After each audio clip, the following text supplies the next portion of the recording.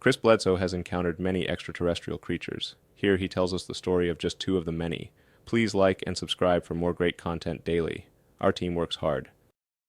And so when Chris gets all his lights locked and doors locked and lights on, the whole house, he runs back to where I'm at, and suddenly the dogs start going crazy. My dad lived next door. He had 15 hound dogs in a kennel. He'd raised them all his life. He'd upwards of 100 dogs at one time, 104. So he's always raised dogs, right? So I know their sounds. I know their different barks, and suddenly this whole pen full of dogs is barking in a fearful way. They were scared, and I knew it.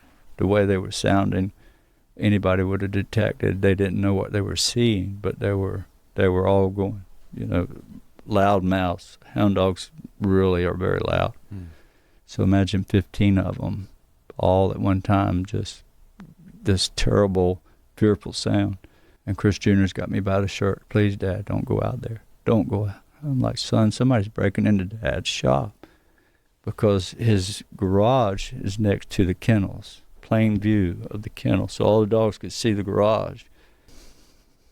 So I said, Junior, I'm going to send Rosie in to whoever's in there. She'll run them out, whatever it is, deer or whatever, I don't know.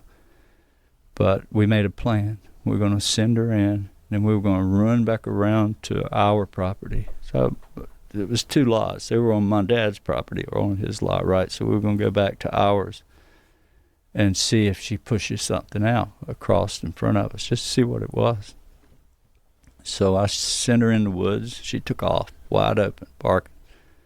And so Junior and I ran hard as we could down this path back to the backyard, and I had to make a left and go to the back of the property, another 60 yards, I guess, run. So I had to run fast to stay in front of whatever's coming out of there. So I run up to this to this tree in a full run, stop myself, and I'm trying to catch my breath. I'm panting, but I'm trying to be quiet, right? Because I didn't want to scare whatever's coming toward me. I could hear the dog coming. It wasn't far. It's probably 20 yards in the woods coming my direction. So the minute I hit that tree, I turned around to see if Junior was coming behind me, and Junior wasn't there. But what was there? There was a being standing there, just like Junior described. It was that he saw on the river. It was 3.5 feet tall. It looked like a child, not like a gray alien you would think about. People talk about. It was a little glowing, color of the moon, soft glow. 3.5 foot, 4-year-old, looked like a 4-year-old child. Head and face was a little different. Definitely weren't human.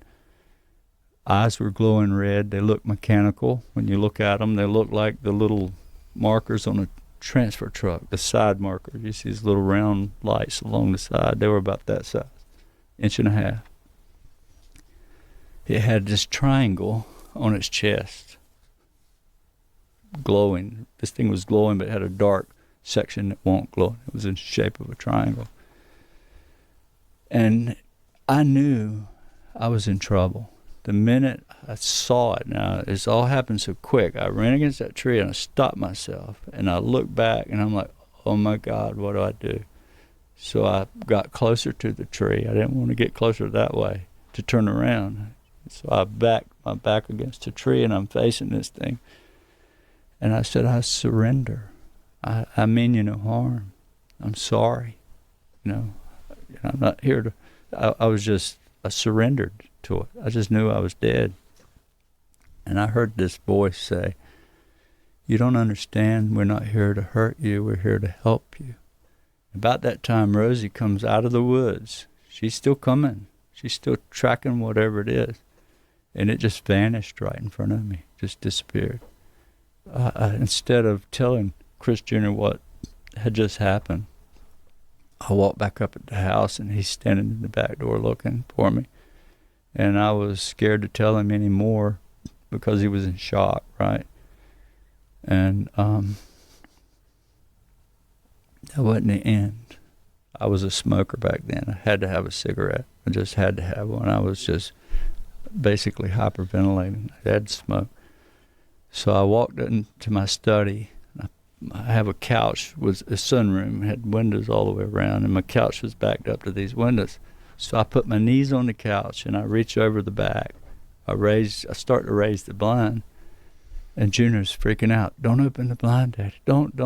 Please don't. And when I raised it up about halfway, I was going to open the window and smoke and blow it out the window, right? But he had all the lights on around the house, and there was this being, a tall one. I drew it. I painted it, but it's not. My wife thinks it's too scary, so she hid my painting away. Right. Did she really? Yeah. Yeah. So it's a 4-foot tall painting. And she saw the same thing. Is it scary, Emily? It was a conversation piece in our house back in the day for sure. She turned it around and hid it somewhere. I don't know where it is now. It's in the pod. Somewhere in storage. She won't let me bring it out. But anyhow, that's what I saw coming about 20 yards outside that window. And remember, all the floodlights were on, so I could see it perfectly.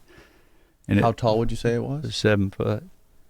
It freaked me out so bad that I shut the shutter down without telling Chris Jr. anything. I'm trying to protect him as a dad, right?